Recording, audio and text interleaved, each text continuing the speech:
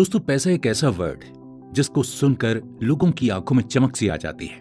हर कोई पैसे को पाने की ख्वाहिश रखता है। कुछ इसे मेहनत करके फाइनेंशियल एक्सपर्ट्स की गाइडेंस लेकर कमाना चाहते हैं, तो कुछ इसे चोरी या लूट कर कमाना चाहते हैं। हर कोई ज्यादा पैसे कमाने का सीक्रेट जानना चाहता है, लेकिन सच तो यह है कि पैसे कमाने का कोई ऑथेंटिक और रियल सीक्रेट नहीं है, और न ही किसी को पैसे कमाने का सही तरह से सीक्रेट पता है। आप कितनी भी फाइनेंस की बुक्स पढ़ लें, आप कितने भी पॉडकास्ट सुन लें, आप कितने भी फाइनेंशियल एक्सपर्ट से ज्ञान क्यों न ले लें, फिर भी कोई आपको पैसे कमाने का डेफिनेट सीक्रेट नहीं बता पाएगा। कोई आपको बजट बनाने को कहेगा, तो कोई आपको अपने एक्सपेंसेस को कट करने को कहेगा, तो कोई आपसे सबसे पहले अपने डेब्ट को पे करने को कहेगा। यानी हर एक्सपर्ट अपने अपने एक्सपीरियंस और अपने हिसाब से आपको अपनी राय देगा। सही मायने में कोई भी फाइनेंशियल एक्सपर्ट नहीं होता, बल्कि एक कॉन्फिडेंट गेसर होता है। लोग सिर्फ गेस करते हैं कि आपकी फाइनेंशियल सिचुएशन किस तरह से सही होती है, क्योंकि असल में आप फाइनेंस के बारे में तभी सीखते हैं जब पैसे को लेकर आपका एक्सपीरियंस बैड होता है। यानी बाकी एक्सपीरियंस की तरह फाइनेंस में आप अपने बैड एक्सपीरियंस से ही सीखते हैं। नमस्कार दोस्तों, आज हम जिस ऑडियो बुक पर डिस्कशन करने जा रहे हैं उसका नाम है फाइनेंसेस को कंट्रोल करने के तरीके। दोस्तों, आज के दौर में अगर हम पर्सनल फाइनेंस की बात करें तो लोगों को ये टॉपिक बड़ा ही स्कैरी लगता है और लोग इस टॉपिक पर बात करने से घबराते हैं। लेकिन वहीं लोगों से सेक्स के बारे में डिस्कस करने को कहा जाए तो लोग सेक्स के टॉपिक पर घंटों बात कर सकते हैं और इससे रिलेटेड हर क्वेश्चन का आसानी से आंसर दे सकते हैं। पर्सनल फाइनेंस हमारी सोसाइटी में एक टैबू बन चुका है, यानी लोग अब इस पर बात करने से घबराते हैं। लोगों को ये लगने लगता है कि कहीं दूसरे लोग उनके फाइनेंस को लेकर उन्हें जज न करने लगें। लोगों ने ये एक नोशन बना लिया है, यानी एक परसेप्शन बना लिया है कि अगर आप पैसे को लेकर बुरे हैं या अगर आप अपने पैसे को मैनेज नहीं कर पा रहे हैं तो आप एक इररेस्पॉन्सिबल इंसान हैं, और अगर आप अपनी फाइनेंशियल क्राइसिस को सही नहीं कर पा रहे हैं तो आप एक खराब इंसान हैं। लेकिन दोस्तों, जब आप इस ऑडियो बुक को सुनेंगे तो आपको ये मालूम होगा कि किस तरह से फाइनेंशियल क्राइसिस से हम खुद को बचाएं, किस तरह से हम अपनी लाइफ में सेटल हों, किस तरह से हम अपने लिए पैसे को सेव करें और किस तरह से अपने लिए इमरजेंसी फंड बनाएं। क्या आपको मालूम है कि एफ ऑफ फंड क्या होता है? क्या आपको ये मालूम है कि आज के दौर में डेटिंग करना इतना कॉस्टली क्यों होता जा रहा है? और आखिर क्यों हमें ऐसा पार्टनर चुनना चाहिए जिसका फाइनेंशियल बैकग्राउंड हमारे जैसा ही हो? क्या आपको मालूम है कि इमेजिनरी मनी क्या होती है और आखिर क्यों हमें कॉस्टली वेडिंग से बचना चाहिए? अगर आप इन सारे सवालों का जवाब चाहते हैं तो आपको ये ऑडियो बुक पूरी सुननी होगी। तो चलिए दोस्तों, इस डिस्कशन को हम आगे के एपिसोड्स में कंटिन्यू करते हैं। दोस्तों, आज के इस दौर में सब कुछ महंगा है। बेसिक चीजों से लेकर लग्जूरियस चीजें तक सब कॉस्टली हैं, और इसी महंगाई की मार एजुकेशन पर भी पड़ी है। हमारे यहाँ लोग गवर्नमेंट स्कूल को उतना अच्छा नहीं मानते, इसलिए लोग प्राइवेट स्कूल को ज्यादा प्रेफर करते हैं। हालांकि प्राइवेट स्कूल की फीस ज्यादा होती है, लेकिन फिर भी लोग प्राइवेट स्कूल में ही अपने बच्चों को पढ़ाना पसंद करते हैं। स्कूल की पढ़ाई के बाद कॉलेज और यूनिवर्सिटी की पढ़ाई आती है, और ये पढ़ाई तो स्कूल की पढ़ाई से भी ज्यादा महंगी होती है। कुछ लोग इसे अफोर्ड कर पाते हैं तो कुछ स्टूडेंट्स लोन लेकर अपनी कॉलेज की पढ़ाई को पूरा करते हैं। कॉलेज के लिए पे करना मतलब अपनी आइडेंटिटी के लिए पे करना है।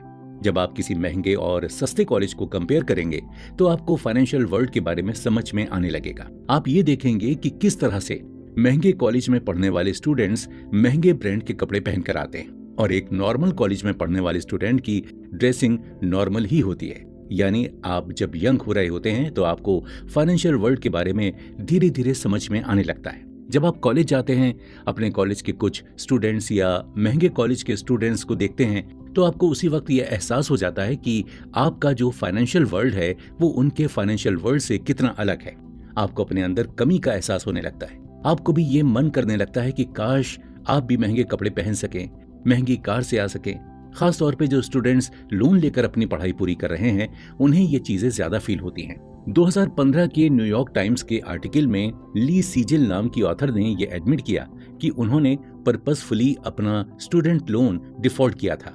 हालांकि उनके इस स्टेटमेंट को लोगों ने काफी क्रिटिसाइज किया था और लोगों का ये मानना था कि बाकी लोग भी इसी तरह स्टूडेंट लोन को डिफॉल्ट करने लगेंगे। इस बात पर सफाई पेश करते हुए ली सीजल का ये कहना था कि स्टूडेंट लोन एक यंग पर्सन पर बेवजह का डेब्ट होता है। हालांकि स्टूडेंट्स ने तो अपनी एजुकेशन के लिए ही लोन लिया, जबकि एजुकेशन एक ऐसी चीज है जो कम्युनिटी और गवर्नमेंट को फ्री ऑफ कॉस्ट प्रोवाइड करनी चाहिए, क्योंकि अच्छी एजुकेशन से ही फ्यूचर में अच्छे सिटीजन्स निकलेंगे और हो सकता है फ्यूचर में कुछ स्टूडेंट्स गवर्नमेंट के लिए काम करें। स्टूडेंट लोन से स्टूडेंट पर लोन पे करने का एक मेंटल प्रेशर रहता है और उसे लेकर सोसाइटी भी बड़ी जजमेंटल हो जाती है, जिसके बाद वो स्टूडेंट बाकी लोगों से अपने आप को कम समझने लगता है। हमारी सोसाइटी ने एजुकेशन लोन लेकर पढ़ाई करने को या फिर एक सस्ते नॉर्मल कॉलेज में पढ़ाई करने को एक स्टिग्मा बना दिया है। फिर जैसे तैसे करके जब आप कॉलेज की पढ़ाई पूरी कर लेते हैं तो आपके ऊपर पैसे कमाने की टेंशन रहती है। ऐसे में जो फाइनेंशियली स्ट्रांग बच्चे नहीं होते हैं वो छोटी मोटी जॉब करने लगते हैं और फिर उन एक्सपेंसेस को पूरा करने के लिए वही स्टूडेंट क्रेडिट कार्ड ले लेते हैं। अगर आप सही तरह से समझेंगे तो आपको ये मालूम होगा कि किस तरह से हमारी सोसाइटी हमें डेब्ट के जाल में फंसा रही है और हम भी इस जाल में ट्रैप होते जाते हैं। हमें यंगर एज से ही डेब्ट की आदत लगाई जाती है और डेब्ट के ट्रैप में फंसाया जाता है, जबकि कई रिसर्च की डेटा के मुताबिक स्टूडेंट लोन डेब्ट से न जाने कितने लोगों का फ्यूचर बर्बाद हो गया और न जाने कितने लोग अभी तक अपने स्टूडेंट लोन को पे कर रहे हैं। इसलिए जरूरी है कि गवर्नमेंट स्टूडेंट के लोन को कम करें या फिर उसे माफ करें, ताकि यंगर जनरेशन फ्री होकर काम कर सके और अपने फाइनेंशियल सिस्टम को सिक्योर कर सके। लोन को माफ करवाने के कई सारे तरीके हैं। अगर आपका लोन बहुत ज्यादा है तो भी आप इसे माफ करवा सकते हैं। इसके लिए आपने जिस बैंक से लोन लिया है उस बैंक के ब्रांच मैनेजर से कांटेक्ट करना होगा और आपको लोन माफी का एक एप्लीकेशन भरना होगा। उसमें लोन माफ करवाने की सही वजह बतानी होगी और अगर बैंक को ये लगेगा कि आपकी वजह जेन्युइन है तो बैंक आपकी एजुकेशन लोन को माफ कर देगा। इसलिए अगर आपको लगता है कि आप अपने लोन को जल्दी पे कर सकते हैं तो कोशिश करें कि उसे जल्दी पे कर सकें। एज अ यंग पर्सन अगर आपके ऊपर किसी तरह का लोन है, चाहे वो लोन कंज्यूमर लोन ही क्यों ना हो, आप उसे पे करने की कोशिश कर सकते हैं। अगर आप स्टूडेंट हैं और यूनिवर्सिटी या फिर कॉलेज में पढ़ रहे हैं तो आपके लिए यही एडवाइस है कि आप एक पार्ट टाइम जॉब करें और पार्ट टाइम जॉब से स्टूडेंट लोन को पे करने की कोशिश करें। पार्ट टाइम जॉब में आप अपने से कम क्लास के स्टूडेंट्स को पढ़ा सकते हैं। इससे आपकी नॉलेज और ज्यादा स्ट्रांग होगी और आप अपने एक्सपेंसेस को भी पूरा कर लेंगे। इससे ये भी फायदा होगा कि अर्ली एज में आपको फाइनेंस की वैल्यू मालूम होगी और साथ ही साथ आपके अंदर खुद से डेब्ट पे करने की भी आदत लग जाएगी। फाइनेंस में आदत का लगना बेहद जरूरी है। वो आदत चाहे सेविंग की हो या फिर इन्वेस्टिंग की हो या फिर डेब्ट पे करने की हो, ये आदत अगर अर्ली एज से ही लग जाए तो ज्यादा बेहतर होता है। इसलिए अगर आप कॉलेज गोइंग स्टूडेंट हैं तो आप पार्ट टाइम जॉब करने से बिल्कुल भी ना घबराएं।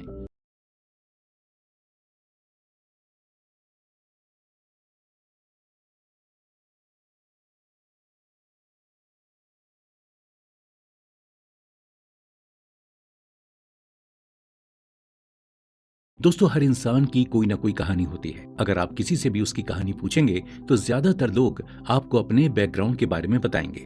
लोग आपको ये बताएंगे कि किस तरह से उन्होंने अपने करियर की शुरुआत की और किस तरह से आज वो जिस मकाम पर हैं वो उस मकाम तक कैसे पहुंचे और उस मकाम पर पहुंचने के लिए उन्होंने कितनी मेहनत और मुश्किलों का सामना किया। बैड विथ मनी बुक की ऑथर कहती हैं कि हमारा जो भी बैकग्राउंड होता है या हमारी जैसी फैमिली होती है वैसे ही पैसे को लेकर हमारा व्यू होता है। हमारी फैमिली पैसे को ज्यादा खर्च करेगी तो हम भी पैसे को ज्यादा खर्च करेंगे और अगर हमारी फैमिली सेविंग और इन्वेस्टिंग करेगी तो हम भी बड़े होकर सेम फूड स्टेप्स को फॉलो करेंगे। इसी के regarding financial psychologist doctor Brad Klontz के अकॉर्डिंग पैसे को लेकर हमारे अंदर जो स्क्रिप्ट तैयार होती है वो हमारी फैमिली ही क्रिएट करती है। पैसे को लेकर जो भी हमारे अंदर मैसेजेस हैं, जैसे कि पैसे से हमारी सारी प्रॉब्लम सॉल्व हो सकती हैं या फिर पैसे से हमें खुशियां मिलती हैं, ये सब मैसेजेस हमारी फैमिली ही हमारे अंदर डाल देती है। अमीर गरीब कौन होते हैं और इनके बीच किस तरह से डिफरेंशिएट किया जाए, अमीर को किस तरह से पहचाने और गरीब को कैसे पहचाने, ये सब हमें हमारी फैमिली ही बताती है। और बचपन में जो भी हमारी फैमिली का परसेप्शन होता है हम उसी हिसाब से अपना भी परसेप्शन बना लेते हैं। वेल्दी और पुअर की अगर बात करें तो वेल्दी और पुअर को सही मायने में हम उसकी क्वालिटी से जान सकते हैं, उसकी क्वांटिटी से नहीं। यानी हमें ज्यादा या कम पैसे से किसी के अमीरी और गरीबी के स्टेटस को नहीं जानना चाहिए। हमारे पेरेंट्स या हमारे ग्रैंड पेरेंट्स ही हमारे सबसे पहले रोल मॉडल होते हैं। सबसे पहले हम उन्हीं की कॉपी करते हैं या वो वैसे जैसे बिहेव करते हैं और थिंकिंग रखते हैं हम भी उसी तरह अपनी थिंकिंग रखते थे। हमारे पेरेंट्स हमें जो भी सिखाते थे या बताते थे हम उसे ही रियल मान लेते थे, वो चीज चाहे पैसे के बारे में हो या फिर किसी और चीज के बारे में हो।